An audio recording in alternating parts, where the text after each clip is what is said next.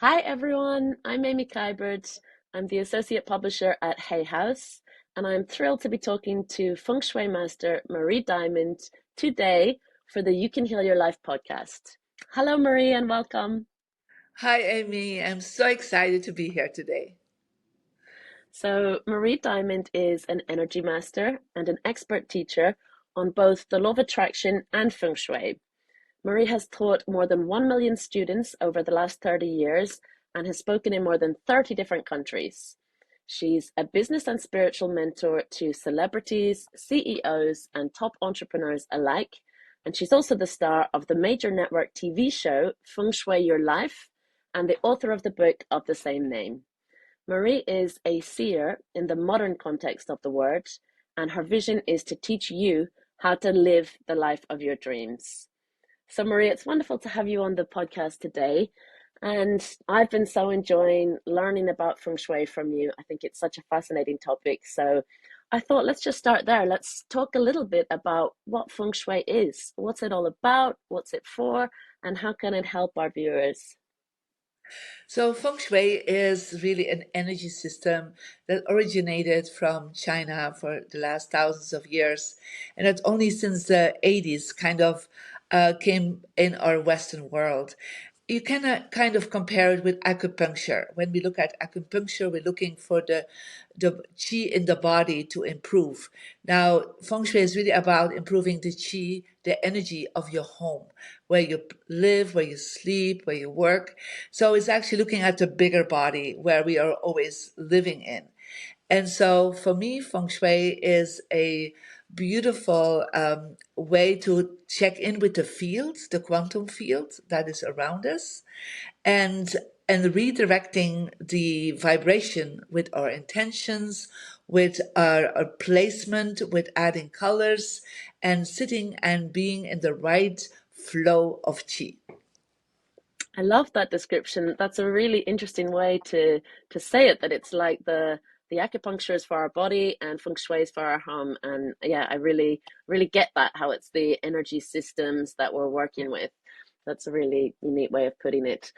Well, I know that you have a really fascinating story when it comes to how you started working with feng shui. So maybe you could share a little bit about that. Yeah, of course, with pleasure.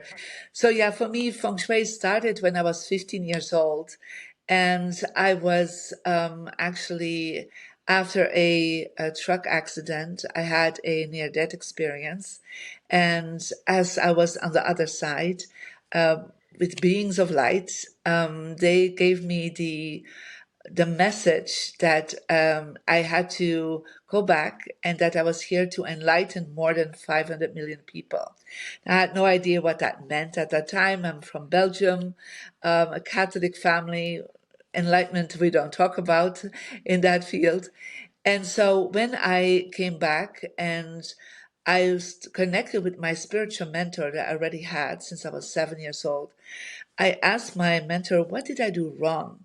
What is it that I attracted this accident? Because I already was doing affirmations, I was already meditating, I was very spiritual aligned already at that age. And he said, well, you had bad feng shui. And I had no idea what that meant.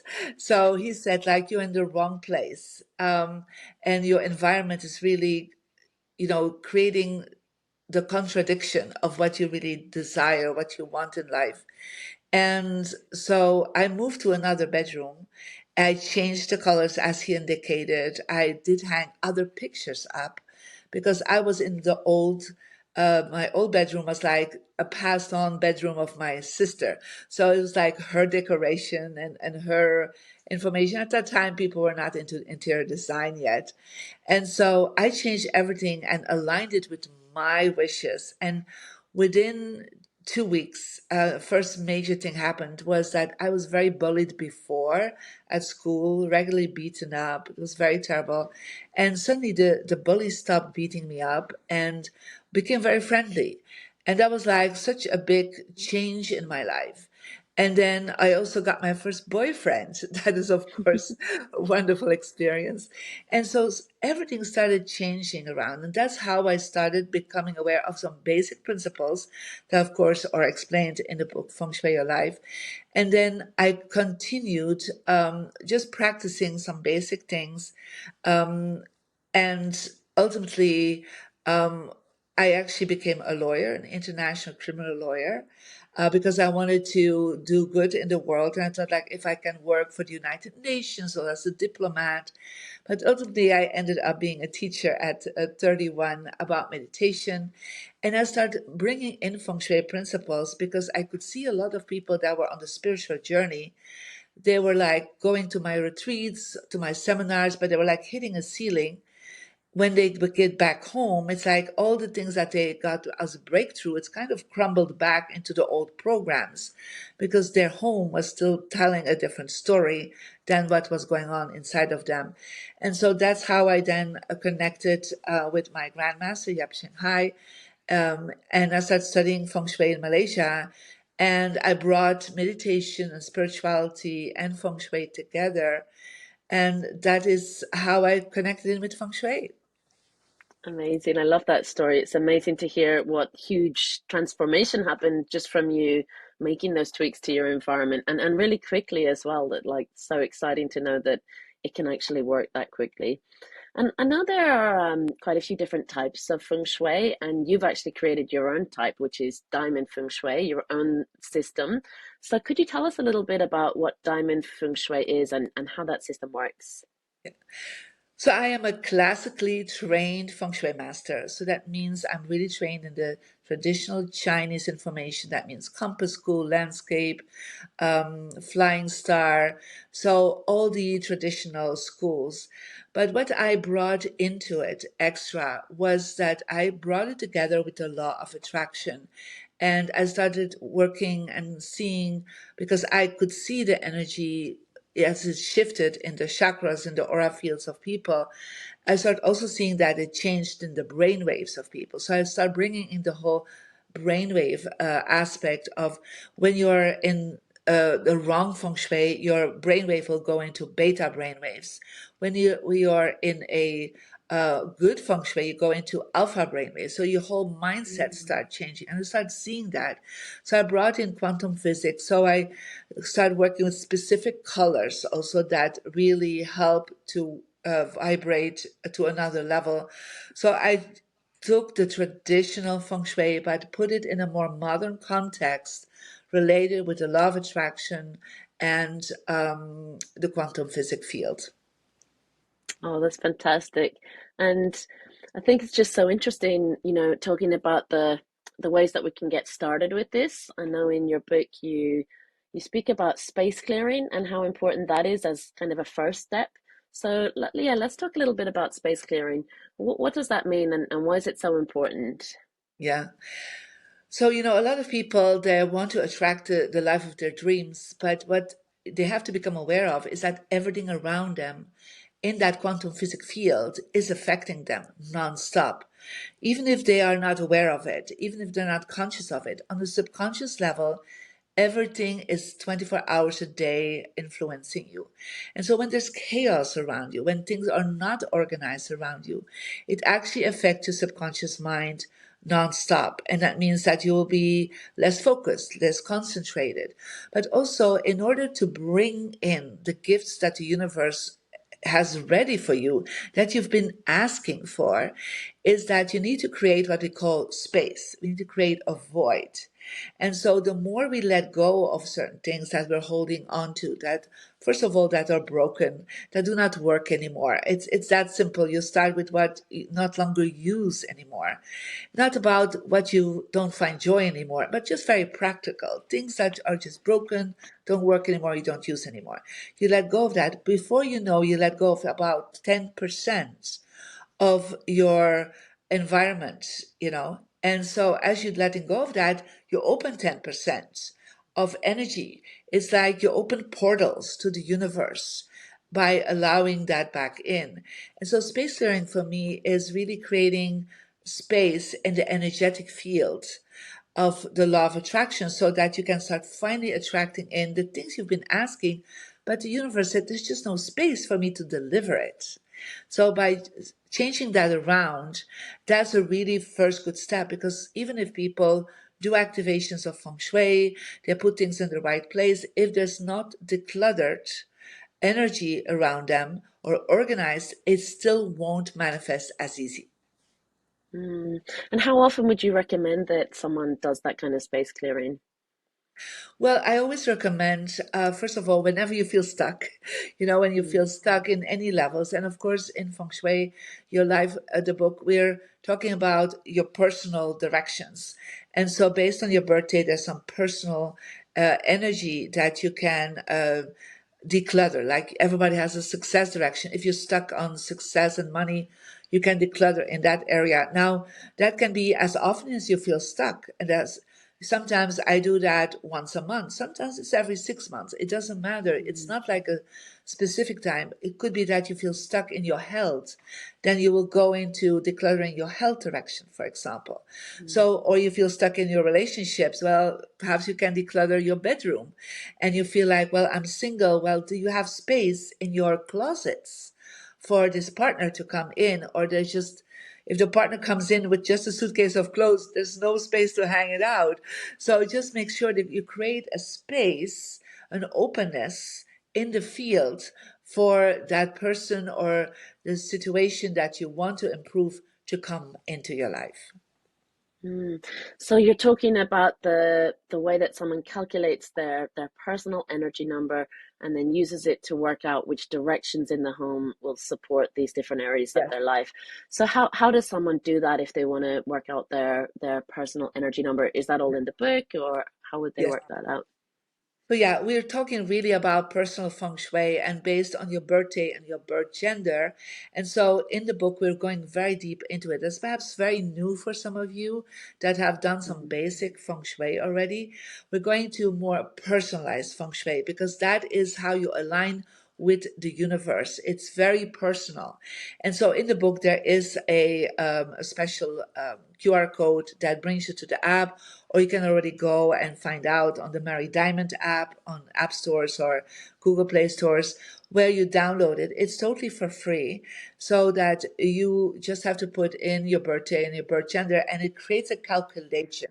It's not a typical um, it's not a typical numerology that we're adding numbers. It's a whole system behind it that calculates for you your energy number between 1 and 9.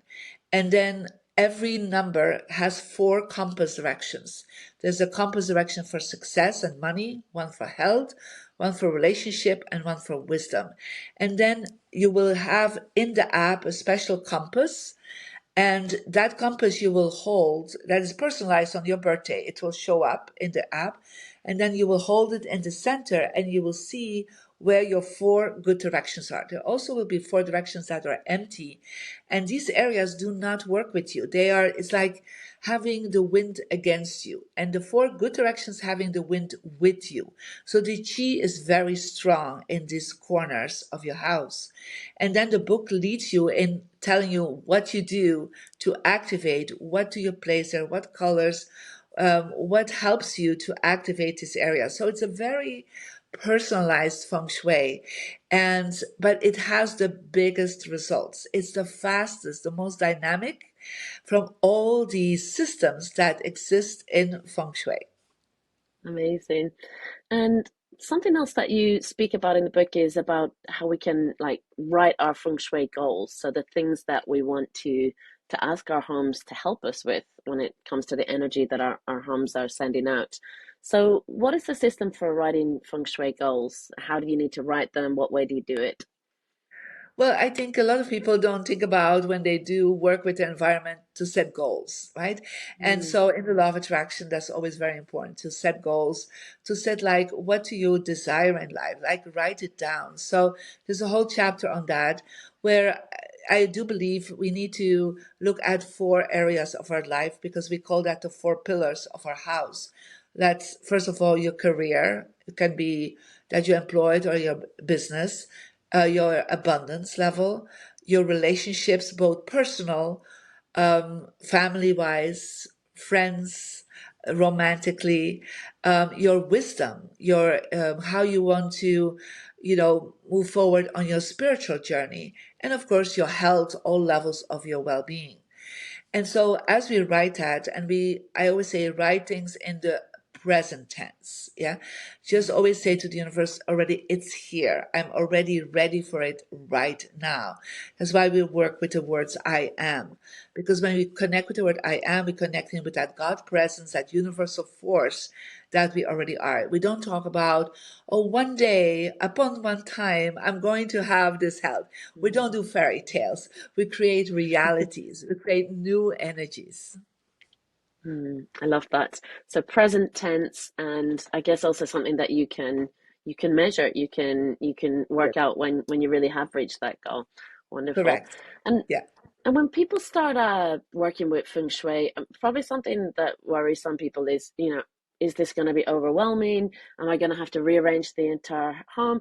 Do I need to spend lots of money to buy things? So what would you say if someone has those concerns? Well, first of all, I say to people, you already have a lot of things in your house. Yeah. And so we're going to start using what you already have to activate. And so the most I always say it's feng shui with a small budget.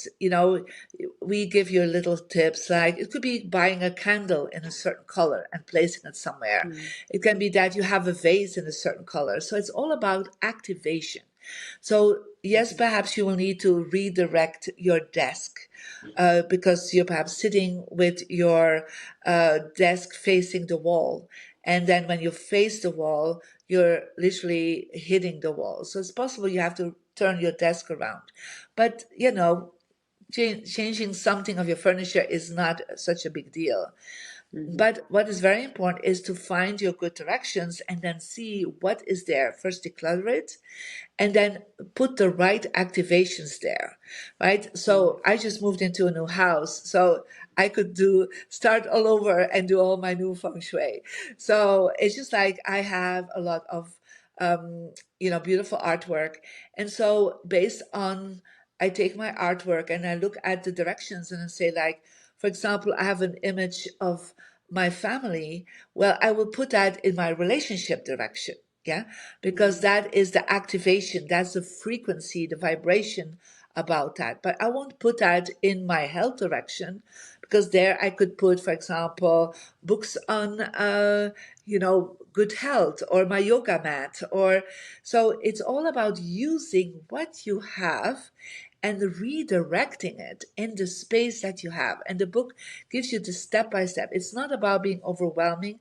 It's just by doing the step by step program that is indicated in the book. I love that.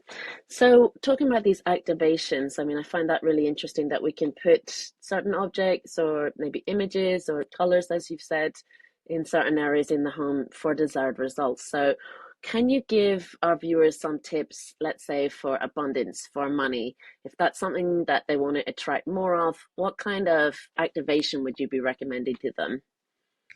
Well, I would first of all make sure that your entrance is decluttered because your entrance is what we call the mouth of chi. It's where the abundance need to come in. So don't put Mm, shoes on the ground. Don't hang your coats there very visible because it creates kind of a poverty mentality. So make it clean, make it very decluttered, put images that are just make your heart sing when you walk in. It feels, a beautiful bouquet of flowers or a candle or a beautiful picture of your family. So tell the universe, I'm ready for that abundance and my family is. And then you can add some colors also, especially on your desk area or where you're working. Make sure that everything is decluttered before you start working on your desk. mhm, That's always a big deal because you open space. And mm, then make sure you add some gold looking items. Again, it's not real gold. You can create some fake gold, right? So just everything with gold creates that frequency of abundance. mm, And also, of course, then you will find out your personal success direction in the book. And in your personal success direction, put then in your office or the place where you work. Yeah, that can be even in your living room if you're working from home, or your dining room. It doesn't matter. Wherever you're working, 3 to 5 hours or more per day, put something in your success direction that relates with your career.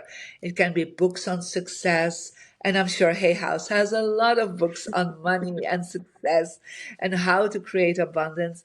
So, go shopping on Hay House website, I would say. And so get some books there, because it's like telling a story, or biographies of people in your field that you really look up to, your certificates. It could be the logo of your company. Perhaps you have products. So by placing that there, you will actually telling the universe, I am ready to create success and abundance with that field, but always add something gold looking in that area. And I start sometimes just with a golden candle, and lit a golden candle regularly, and do some affirmations, and or do some blessings with a golden candle. So just small little things, just start redirecting the energy. Love that. Okay, what about health? So if someone feels that that's the area they really need to focus on, what are your top tips for activating that? Well, first of all, I would suggest to declutter your bedroom, especially the nightstands. Have not a lot of things on your nightstand. Make sure there's no clutter under your bed, because that also affects you. So make sure the colors of your bedroom are very calm, because you need to regenerate your health during the night. So avoid water images, or too much blues in your bedroom, because that's too much water. That creates a lot of inflammation. So especially above your bedroom headboard, you cannot do water images. Always be careful about that. Too much fire, too much reds in a bedroom creates too much heat. And again, that can lead to health issues. Like in my bedroom, I work with beiges and whites and pinks and, very pastel colors, because that kind of creates more harmony, especially when you're asleep. And so that is one of the biggest tips I could give for health. Okay, that's great. My bedroom walls are blue, and I have a painting of some water, so I'm gonna need to move that painting. You do also, especially if you want to get and attract good romance. Yeah. So Okay. just take that off. Yeah, that painting is gone. And then yeah, romance. So relationships. What are your top tips if that's the area that someone wants to work on? Your top feng shui tips. So, on romance, there's different places to activate. First of all, is the living room area. Yeah, because the living room is all about your social life, your family. So make sure that when you walk into your living room, that the first thing that you see is not your television. Yeah. So that, you're setting up your living room, that your sofa or your bench is placed in such a way that you're not seeing the door. It's like behind you, the door. That's actually telling, I'm not open. I am not ready to bring in family and friends. So turn your couch, turn your sofa around so that you can see people coming in, and your television is perhaps on a side wall so that you don't see first thing your television. Yeah. Because Mm, otherwise television is king and you are not the king or queen of your space. So mm, that's in your personal life. You can do that. And of course, then you can find the relationship direction and put their images that are related with the relationships that you want. And of course, the bedroom, the romance area is, if you want to really attract a romantic partner, make sure that your bed has space on both sides. So there is like nightstands on both sides of your bed. Make sure your bed is not against the wall, like on the side of your bed, because then the other partner has to kind of climb over you to get into mm, it. So make sure there's space there. Bring some warm colors in, like pinks. You can do some reds, but not too much.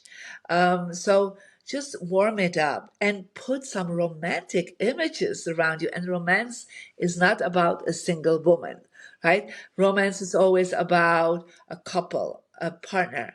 And so, or words of love or hearts, or just make it more romantic where you sleep. Love that. How about career? What's the best way to activate a really successful career or to hit your career goals and get in your home to help you do that? Well, I think the first step is to making sure you're in the power position. And the power position is right now, I'm talking to you, but I also see the door. Yeah. So when you see the door on your desk, and that is always creating an openness for your career. You'll be more respected when you see the door. You'll become more a leader. You get better promotions. You'll get better paid.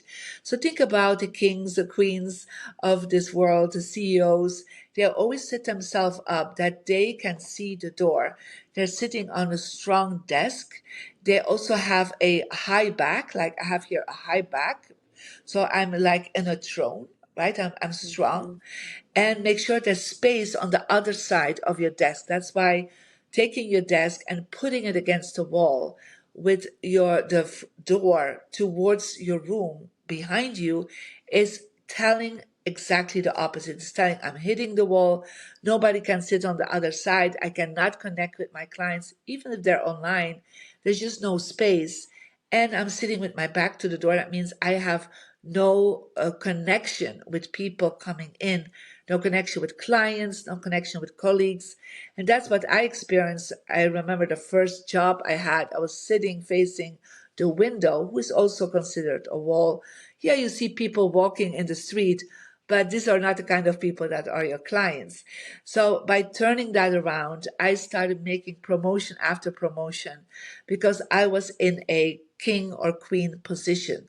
And so that is just a very big step to change your career. And I've seen this over and over, people saying like, I changed my desk and I got so much respect. I got a promotion. I got better paid. I got a new job. It's like you're creating yourself in a better position in the space that you are. I love that. Okay, so we've talked a little bit about the living room. We've mentioned the bedroom as well. How about the bathroom? Is there anything that's important to do in the bathroom or not to do in terms of the way you set it up?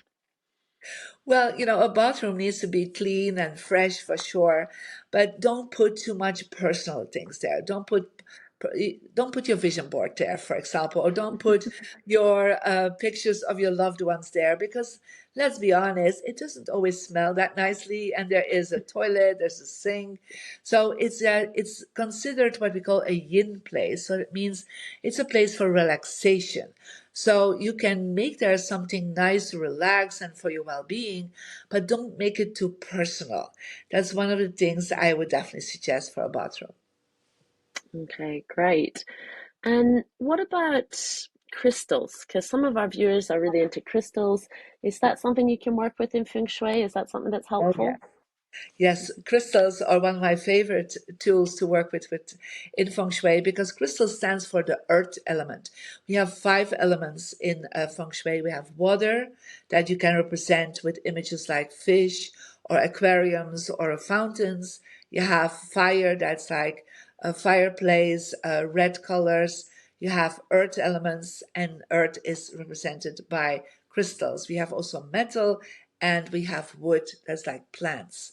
But crystals are a very beautiful way to activate things, especially when then you're or washing your crystals, you put new intentions in it.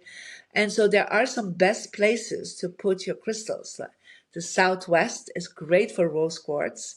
In every room that you want to enhance romance, put some rose quartz in the Southwest. When you want to have more creativity, you can put a white quartz crystal in the west area of your space. Um, Amethyst is great for intuition and spirituality, and the best place for it is in the northeast. So, in any space that you have, you want to activate, like at night, more intuitive dreams, then take an amethyst, wash it, clean it, and then put a new intention in it. And then put it in the northeast section of your bedroom, and you will start having more intuitive dreams. Fantastic. So how about the kitchen? Is there anything that we should be doing there feng shui wise? Anything we shouldn't be doing? Any no-nos? Well, a kitchen again is considered a yin space, and it's not something that we want to activate too personal. I know sometimes people put a lot of images on their fridge of their travels and their family, and I always say, just think about it. You're putting it on a freezing place, yeah? So that is not going to enhance them. I've even seen vision boards on the fridge. I mean, how these goals can ever manifest, right? When they're hanging in a freezing place. So make sure that you are, again, making it beautiful and clean and calm.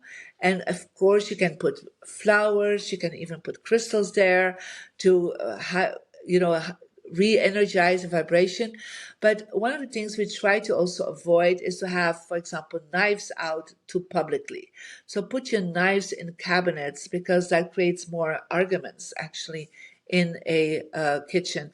So of course people like to hang out in a kitchen, but don't make it too Mhm. personal. Don't put your pictures out there, and do not work on your computer in the kitchen, because in a kitchen, except if you're a chef, there's no money to be made. That's so interesting. What about plants? Are plants good for feng shui? Yes, plants can be an amazing element because they are the wood representation. And Mm. so, but there are some places where I would avoid it. And that's, for example, in the bedroom. I know there are plants that give oxygen, but when we put too much plants around us, we actually connect in too much with nature. And at night, we don't want to connect in with nature because when we sleep, we don't want to be in nature. We want to be in a safe haven. So put your plants more into the living room, the dining room, your office, your kitchen, for sure. That's all good places. And then try to avoid plants with sharp edges. So sharp leaves or cacti that are too close where you're sitting. So, and especially if they are too sharp and you're sitting close to it, it kind of creates a sharp chi, and it's like negative chi close to you. And I've seen people falling sick literally from sitting next to a plant that has two sharp leaves. And when we moved it away and put something more round, more blossoming, then the people start thriving more. And there are certain places also that are better for feng shui. That's the south area, the east and the southeast area of any space where you can put plants. The wood element will thrive more. Okay, great. So crystals, plants, images, symbols, all of these things are tools we can work with to really try and achieve those feng shui goals. And what's possible when we really commit to this? So you must have amazing stories of transformations, and I'd love to hear a few of those just to get us all inspired about what's possible. Yeah, of course, with pleasure. Mhm. So, one of the things I always say to people, feng shui works because it's a missing link of your law of attraction. So there are three parts of the law of attraction. The first part is literally your spiritual destiny. You have talents you come in with, certain connection with people that you have. The second part, you've been working on your mindset. You've been trying to be grateful. You've been taking action. That's your human luck. And the last part, that missing link, is the environment. And that is exactly once people start using Feng Shui Your Life and the book and they follow the steps, things start shifting. And what is in the book is what I practice with my high end clients. And I remember, as many of you also know, I am part of the global phenomena, The Secret. And as an only European teacher in the book and the hit movie The Secret.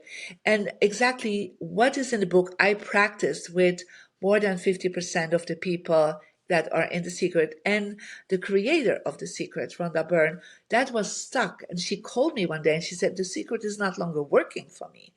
And I said, let me come and do my magic in your space. And so I saw that she was facing the wrong directions. She was literally had clutter everywhere. And I said to her, "What do you want?" She said, "I want to be on Oprah Winfrey show." I said, "Let's get a magazine from Oprah Winfrey and put it in your success direction with your DVD." At that time, there was a DVD. It was not yet a book. And I said, "What do you want?" She said, "I want to have a book." And I said, "Okay, let's get some very successful self-help books and put them in your success direction." Within a few weeks, she actually got a publishing contract. And a few months later, Oprah Winfrey production team called her to be on the TV show. And so that is exactly what you do. By activating certain things around you, things start shifting. And that's my story. I literally put my vision board in my success direction. The first time I came to live in America, I brought in a fake Oscar and I put my name on it, Marie Diamond. And I literally, within a few months, I had my first Oscar winning client. I have more than 20 now.